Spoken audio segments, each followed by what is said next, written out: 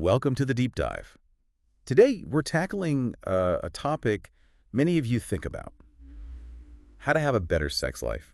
Definitely something that comes up a lot. Yeah, and you've shared some great resources. Yeah. The Better Sex Guide to Extraordinary Lovemaking from Quiver Books and info from the Sinclair Institute. Right. Solid sources. Our mission is, pretty simple. Yeah. Cut through the noise, pull out the useful stuff. The actionable insights. Exactly. Things that might actually make a difference, maybe surprise you a bit without, drowning you in information. Sounds good. Let's jump in.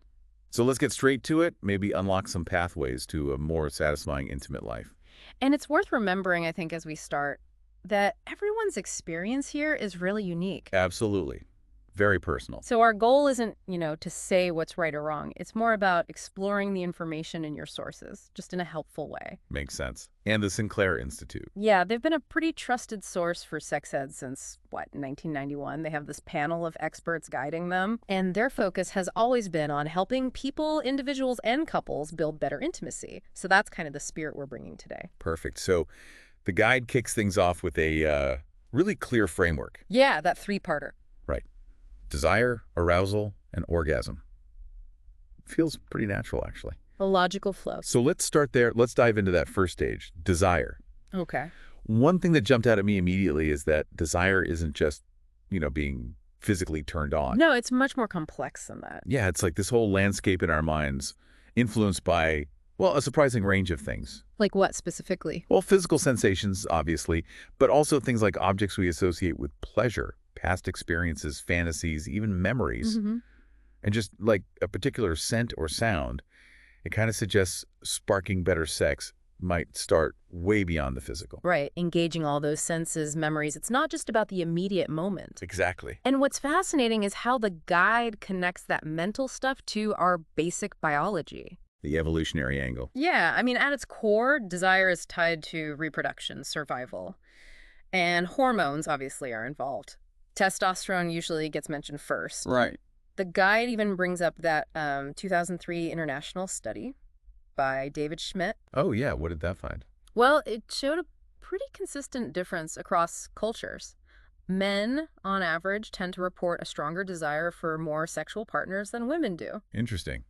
Makes you think about how deep some patterns might run. Definitely. And it highlights how desire isn't static, right? It changes. Like with age. Yeah, like men often peak libido-wise in their late teens, early 20s, aligns with testosterone levels. But then things like age becoming apparent, those levels can shift naturally. And it's not just hormones, is it? The guide mentions neurotransmitters, too. Exactly. Things like dopamine, norepinephrine, serotonin, they don't just affect mood. They impact our sexual appetite, even parts of our personality linked to sex. Dopamine's the feel-good one, right? Key for wanting things. Precisely. Seeking out pleasure.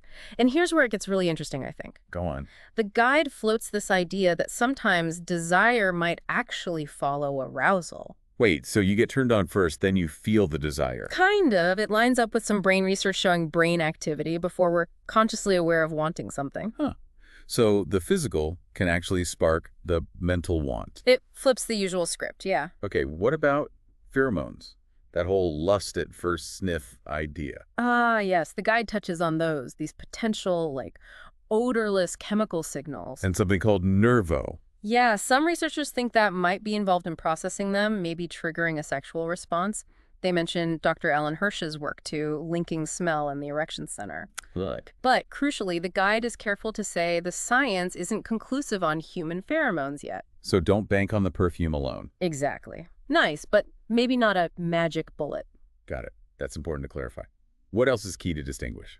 Well, the difference between asexuality and HSDD, that's hypoactive sexual desire disorder. Right. How does the guide define those? Asexuality is described as, a consistent lack of sexual attraction or desire, and for some, that's just their orientation, no distress involved. Okay. HSDD, though, involves a distressing lack of desire and fantasies. It causes unhappiness or relationship issues. And that could have underlying causes. Yeah, hormones, psychological stuff, health issues. The guide definitely advises seeking professional help if HSDD is really impacting you. Good advice. It also talks about relational libido. What's Yeah. that about? It's basically saying our sex lives don't happen in a bubble, Right. Issues outside the bedroom affect things inside it. Exactly. Communication problems, resentment, negative feelings, they all spill over. So sometimes fixing desire means fixing the relationship dynamics first. Makes total sense. Well, And linked to that, maybe, is understanding yourself better. for sure. The guide really highlights the value of solo exploration, masturbation, How does that help partnered sex? by helping you learn your own body, figure out what feels good. Then you can communicate that better to a partner. It builds a foundation. So it's really stressing that desire is holistic. Totally. Mind, emotions, relationship, even society plays a role. Societal influences, Yeah. like the idea of a woman's sexual peak. Yeah, the guide touches on how some think the peak, often cited in the 30s, might be less biology and more about feeling like socially comfortable or permitted in relationships. But it also says, Crucially, it says a woman can hit a sexual peak at any life stage, even postmenopause, which is empowering. definitely. Any other practical tips on desire from the guide? One big one, check your medications. Oh, which ones? Quite a few, apparently. Drugs for blood pressure, depression, even some birth control pills like SSRIs Can negatively impact desire. or orgasm. Yeah, potentially both. So the Right. advice is clear. Talk to your doctor if you're concerned. Don't just stop taking things, obviously, but have that conversation. Good practical point. The chapter ends with a quote.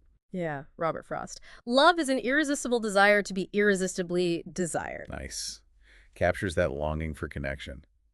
Okay, so we've unpacked desire. Let's move to step 2, arousal. The excitement phase. What's the main physiological thing happening here? The big one is vasocongestion. Meaning? Basically, increased blood flow to the genitals, breasts.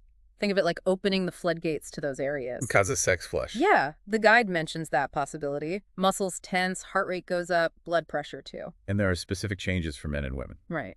For men, the main things are erection and maybe some pre-ejaculatory fluid, And women. vaginal lubrication, clitoral swelling, the body's getting ready. Okay, and that excitement builds into the plateau phase. Exactly. For men, that usually means a full erection, maybe the penis darkens a bit, testes and scrotum swell more. Still potentially pre-ejaculate at this point. Yep, still possible. How do erections actually work?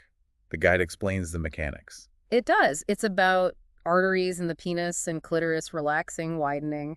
Letting more blood in. Right, into these special spongy tissues, corpora cavernosa, corpus spongiosum in men, like tiny balloons filling with blood. And something keeps the blood there. Yeah, nerves and muscles constrict to kind of trap it. Got it. But sometimes, obviously, that doesn't work as planned.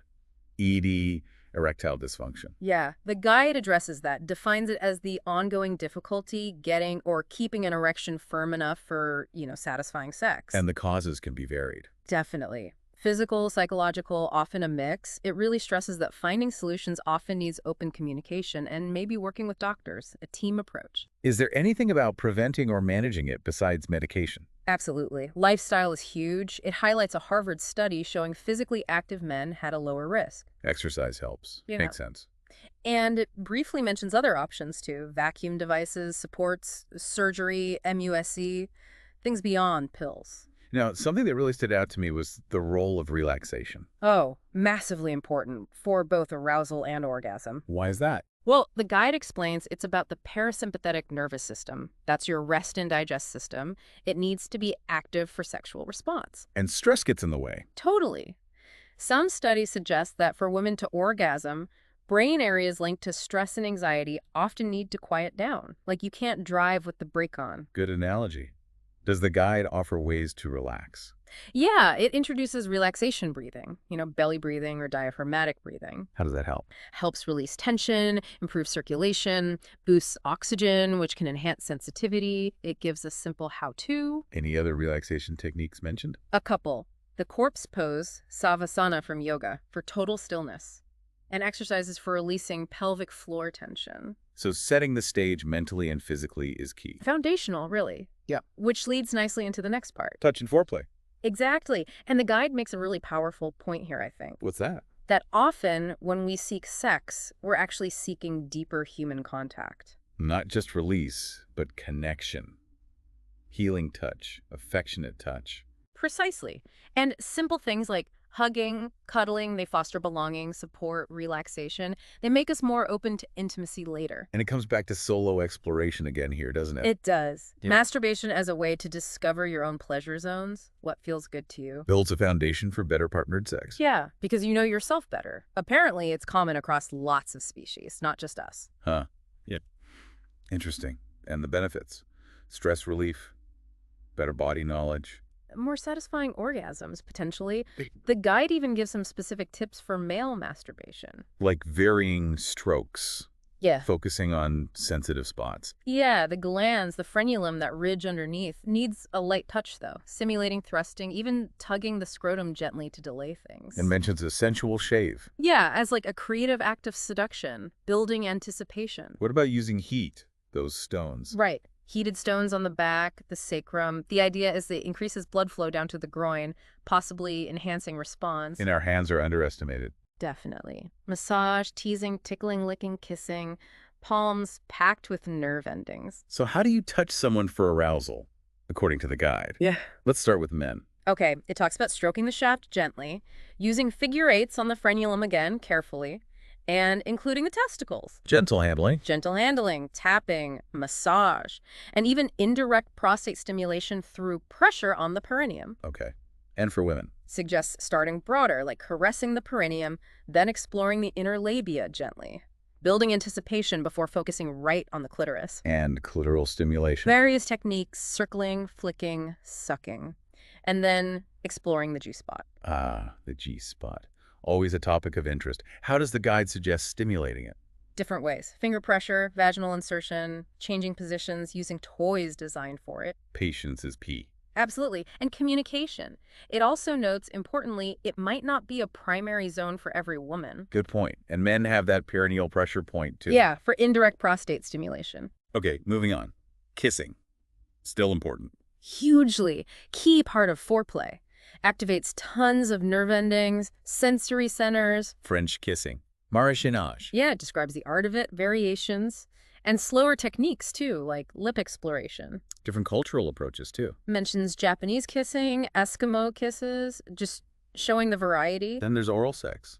Popular. Very, according to the guide and surveys it cites. Enjoyable for many. Any tips offered? Practical stuff, hygiene, lubrication, taking your time, warming up, and crucially, communication about what feels good. It gets specific on techniques. Yeah, for cunnilingus especially. Licking patterns, teasing. And it Okay. mentions the 69 position, obviously. Okay. And finally, in this section, sex toys.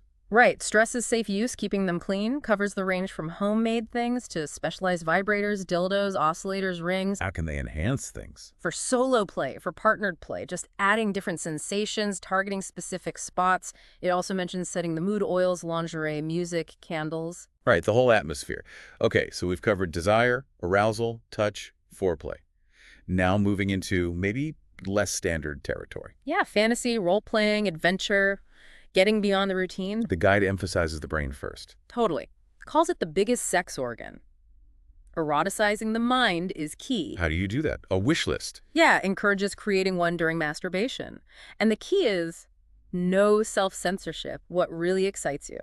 It suggests writing prompts, Yeah. scenarios. Yep. Classic ones like nurse patient, but also unexpected ones like postal carrier housewife, just sparking imagination. What about cybersex? Mentions it as another form of role play in virtual spaces. And for real-life roleplay, any planning tips? Thinking about characters, setting, clothes, props, the basic action, and really getting into character is important. Examples of fantasies. Or play ones. Things like ravishment, always stressing pre-agreed consent and safety, of course, or bank robber teller scenarios. The point is exploring curiosities, Hmm. broadening horizons. Exactly. Deepening intimacy by exploring desires together. It suggests role play in public or switch roles as sexual homework. Pushing boundaries a bit. What about fetishes? Touches on them, noting many are harmless unless they become obsessive or distressing. And erotic power play more broadly. BDSM. It distinguishes between general experimentation and the more defined BDSM scene, but the message is constant. Consent and safety are paramount. Always. Tips for playing a dominant role.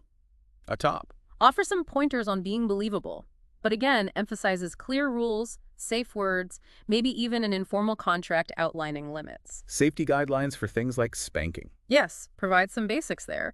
Mentions common scenarios like teacher-student, master-servant, and sensation play hot and cold. It also discusses exhibitionism and voyeurism. Yeah, noting the spectrum from harmless consensual stuff between partners to illegal acts. Apparently, many people just enjoy watching their partner undress. Simple pleasures. Any exercises suggested here? Explore erotic power play outside the bedroom, like going commando, and bondage put to action, or spanking, as homework, always with that strong emphasis on safety, communication, limits. Okay. Big emphasis on safety and consent there. Oh. Now the final step, orgasm. Yes, the big O. The guide starts by saying it's, well, hard to define. Very varied experiences. But it plays a role in bonding. Definitely. Sure. Through releasing vasopressin and oxytocin, the cuddle chemicals. Oxytocin promotes closeness. Yeah, intimacy, skin sensitivity, might even temporarily soften negative memories between partners. Plus, the relaxation after can lead to better sleep. The guide mentions an orgasmic crescent in women. Right. Clitoris, pelvic floor muscles, urethral opening, G-spot, that whole area. And tips for stimulating the G-spot. With vibrators, maybe? Yeah, suggests specific types. Notes many women report deeper orgasms from G-spot stimulation. Also mentions nipple orgasms. As a possibility for some women and occasionally men, yeah. And how just contracting the PC muscle can sometimes trigger orgasm. PC muscle, the one you use to stop peeing. That's the one. How do you know if your partner had an orgasm? Guide says asking directly, kindly, is best, though it lists some potential signs. Techniques to intensify female orgasm. Changing positions for deeper penetration, pushing out with pelvic muscles, maintaining stimulation on key spots, Evolutionary purpose of orgasm. reinforcing intercourse, maybe mate selection. For men, it offers climactic tricks. Varying stimulation, edging, approaching climax, then backing off. What about delayed ejaculation? Addresses that too, offers a stop-start technique to help regain control if losing erection near climax. Okay, and the big one, multiple orgasms.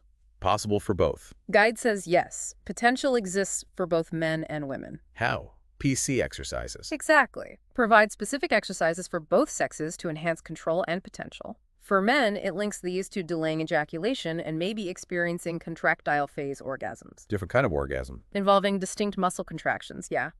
It also touches on premature ejaculation. Stressing mindset is important for achieving multiples. Communication again. Key, letting your partner know you want to explore multiples, working together.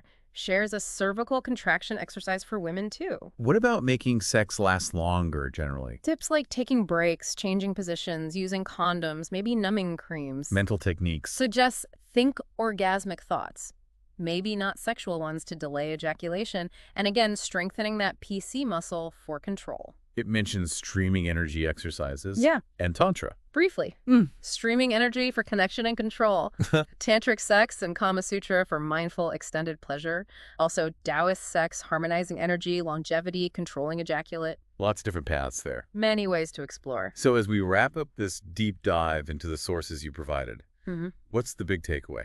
I think the main message is that a fulfilling sex life isn't really a destination. It's more of an ongoing journey. A journey of exploration.